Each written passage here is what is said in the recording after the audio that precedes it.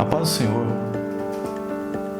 Você já parou para prestar atenção lá no capítulo 11 da carta aos Hebreus, quando trata de uma lista extensa de nomes de homens que se tornaram heróis? E você sabe qual é o elo de ligação entre eles? E o que seria esse elo de ligação? Fica aqui e vamos estudar um pouco da Palavra de Deus.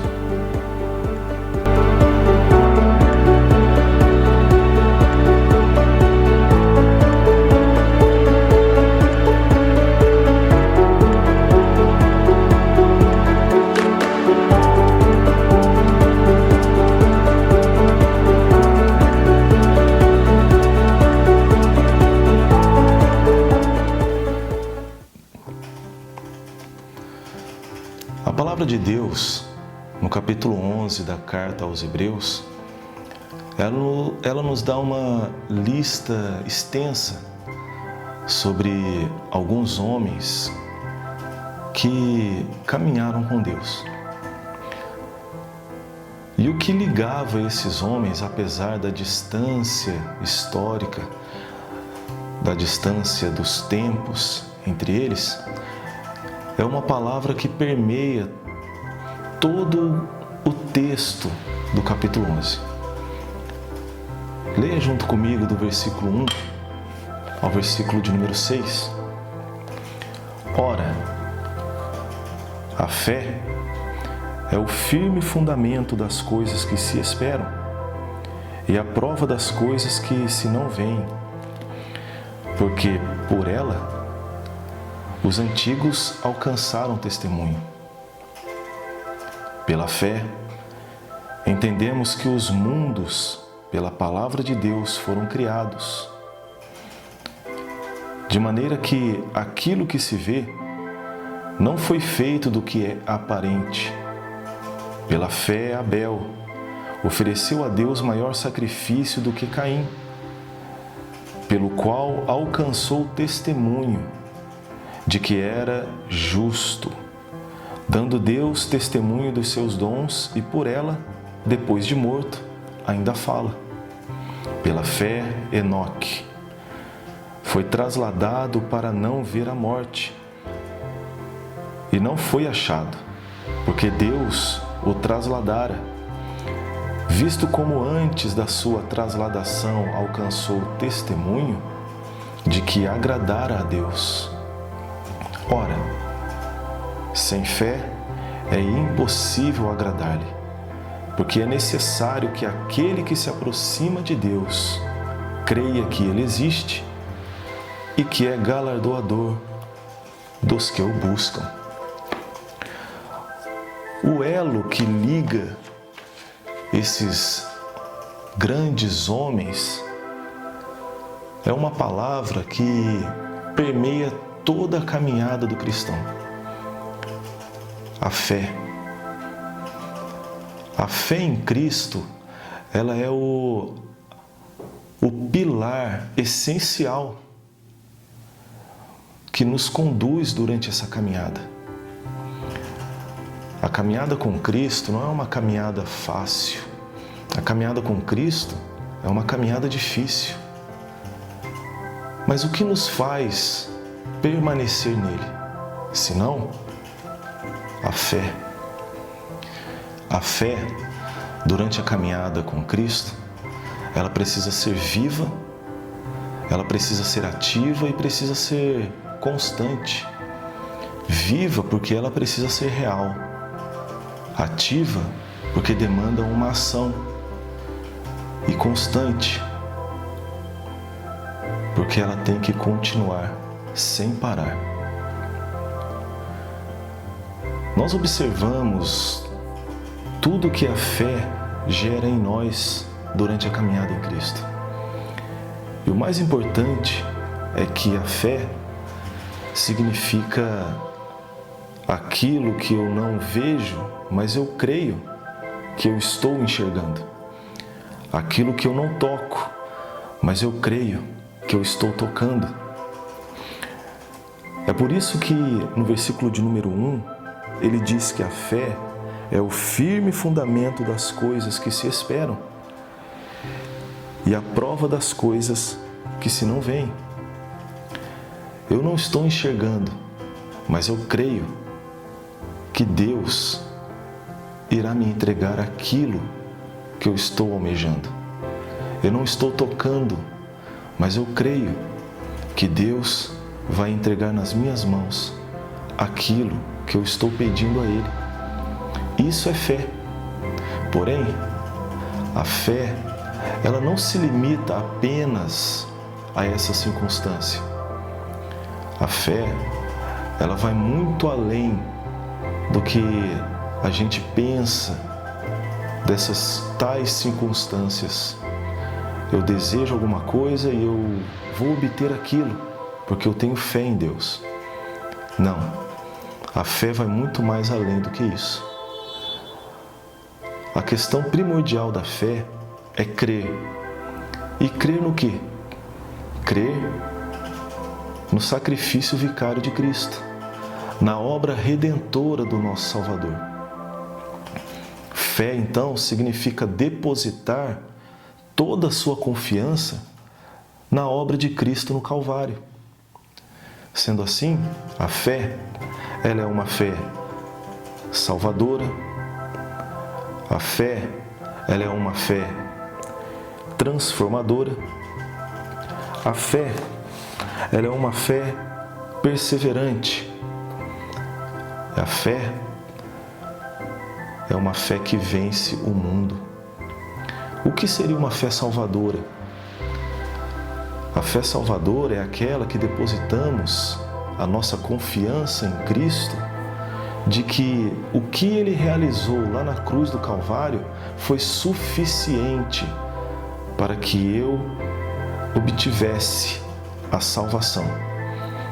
Não porque eu mereço, não porque eu fiz alguma coisa, mas foi Deus que entregou o seu Filho para morrer na cruz, ressuscitar e, sendo assim, depositando nele essa minha confiança, depositando nele a minha fé em Cristo, eu obtenho salvação.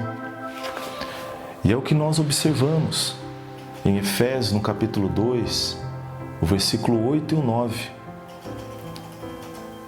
que diz assim: pois vocês são salvos pela graça, por meio da fé. E isto não vem de vocês, é dom de Deus, não por obras, para que ninguém se glorie. O apóstolo Paulo, ele está aqui nos ensinando que a salvação que conquistamos em Cristo não foi uma conquista por alguma coisa que eu pudesse oferecer a Ele. Pelo contrário, foi uma conquista por aquilo que Ele quis oferecer para nós. A salvação em Cristo foi dada pela graça de Deus. E graça significa favor imerecido. Eu não tinha nada para oferecer a Deus, mas Ele, mesmo assim, olhando para a minha miséria, quis me presentear, quis presentear você com a salvação. E essa salvação nós obtemos através da fé. Uma vez que eu creio que a obra redentora de Cristo é suficiente e apenas Ele, eu obtenho a salvação. E isso, o apóstolo Paulo em Romanos, no capítulo 10, versículo 9 e 10, nos diz: se você declarar com a sua boca que Jesus é Senhor e crer em seu coração que Deus o ressuscitou dentre os mortos, serás salvo. Pois com o coração se crê para a justiça e com a boca se confessa para a salvação. O apóstolo Paulo está nos ensinando aqui que quando depositamos essa confiança em Deus, pela obra redentora de Cristo no Calvário, ele está aqui relatando que essa fé, ela não deve ser apenas uma fé interna. Eu creio em Deus, eu creio que Cristo realizou uma obra salvífica, eficaz, suficiente. Mas do que adianta eu crer e guardar para mim? Eu tenho que confessar com a minha boca. O confessar com a minha boca significa dar testemunho. E não é isso que lemos em Hebreus, no capítulo de número 11? Que esses homens alcançaram testemunho. Testemunho de que a fé que eles abraçaram não foi uma fé que ficou limitada internamente, mas as pessoas viam e eles se tornaram exemplos de que a caminhada com Deus, a caminhada com Jesus, é uma caminhada que demanda testemunho de vida.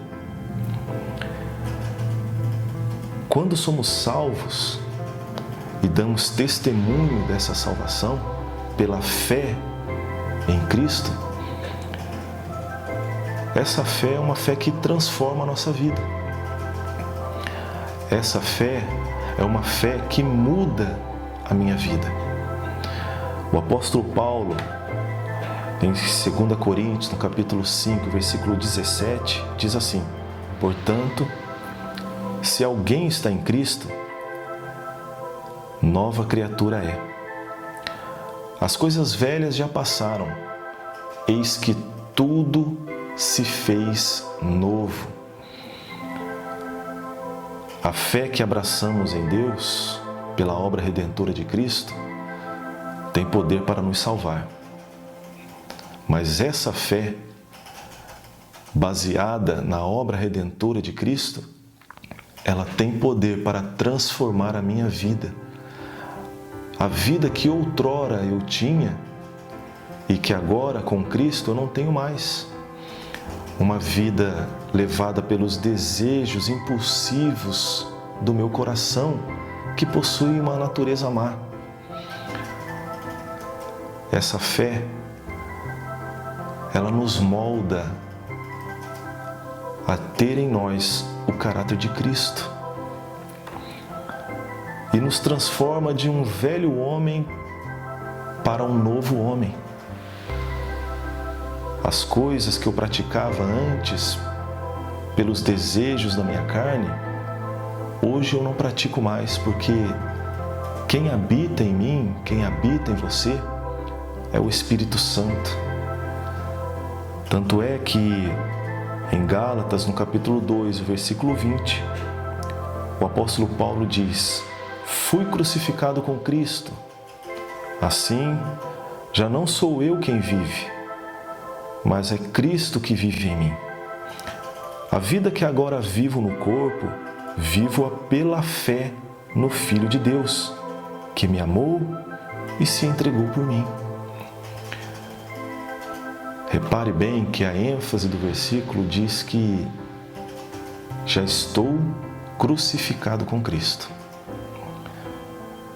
Quando paramos para pensar durante a crucificação de Cristo, não foram momentos de prazer para Ele. Ele sofreu, machucou muito. Não foi momento nenhum de prazer estar pregado naquela cruz, mas foi muito sofrimento. Essa é a vida que o cristão tem. Quando ele diz que está crucificado com Cristo, quer dizer que, apesar dos sentimentos da natureza adâmica ainda habitar em nós sofremos por causa disso. Porque nós estamos crucificados com Cristo. Esse sofrimento, ele é real. Porém, existe uma coisa: a vida que eu vivia antes sem Cristo, hoje eu vivo pela fé. Aleluia! Bendito é o nome santo do nosso Senhor. A fé em Deus, a fé em Cristo, molda a nossa vida de um velho homem para um novo homem. E além dessa fé ser uma fé que salva, ser uma fé que transforma a vida das pessoas, ela também é uma fé que persevera. E persevera no quê? Como eu disse, a caminhada com Cristo é uma caminhada de sofrimento. É uma caminhada de humilhação. É uma caminhada de dor. Mas uma coisa é certa: Cristo está conosco em todos os momentos. Ele não nos abandona. Ele alivia as nossas dores. Ele caminha junto conosco. Em todos os momentos, Cristo estende a sua mão e derrama sobre nós o bálsamo, aliviando o nosso sofrimento, aliviando as nossas dores, aliviando as nossas aflições. Tanto é que essa fé, ela é perseverante para que passemos pelas provações. A provação, ela vem sobre a vida do cristão para moldá-lo mais ao caráter de Cristo.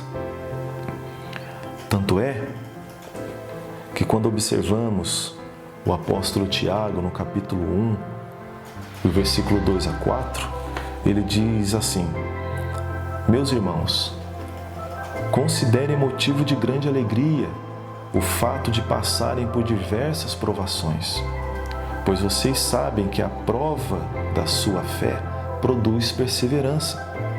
E a perseverança deve ter ação completa, a fim de que vocês sejam maduros e íntegros, sem lhes faltar coisa alguma. E o que é que faz com que a provação vá moldando o cristão? A provação, ela vai moldando o cristão justamente para que venhamos a nos tornar maduros e íntegros diante dos homens e diante de Deus. Lembre-se quando Jesus disse para os seus discípulos: entre no barco, atravesse o mar e chegue ao outro lado. Os discípulos, debaixo de uma ordem de Cristo, entraram no barco e navegaram com a intenção de chegar ao outro lado. Mas Cristo não entrou no barco com eles. Cristo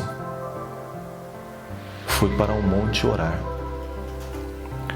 E durante a navegação, diz a palavra de Deus que sobreveio uma grande tempestade, que as ondas encobriam o barco e o vento era contrário.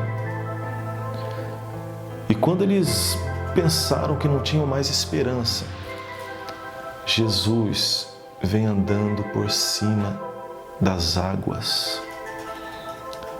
E durante toda aquela turbulência que estava acontecendo, eles olharam para Jesus e sentiram medo, pensando até que era um fantasma. Mas Jesus disse: não temam, sou eu. Pedro, diante daquela situação, diz para Jesus: Mestre, se és tu mesmo, ordene que eu vá até o Senhor caminhando sobre as águas. E Jesus disse para ele: venha, Pedro. E Pedro, enquanto estava olhando para Jesus, estava caminhando sobre as águas. Porém,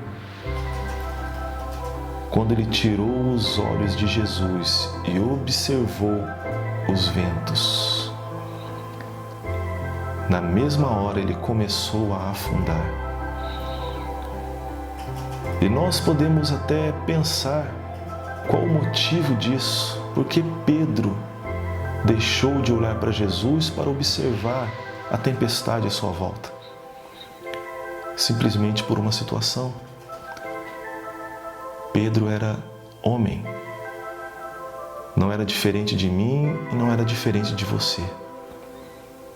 Mas mesmo assim, com uma fé que aparentemente está alta e de repente está baixa, Cristo estendeu as mãos quando ele, de forma súbita, começou a clamar: salva-me, Senhor. Jesus estendeu as mãos, o colocou em pé e caminhou junto com ele até o barco.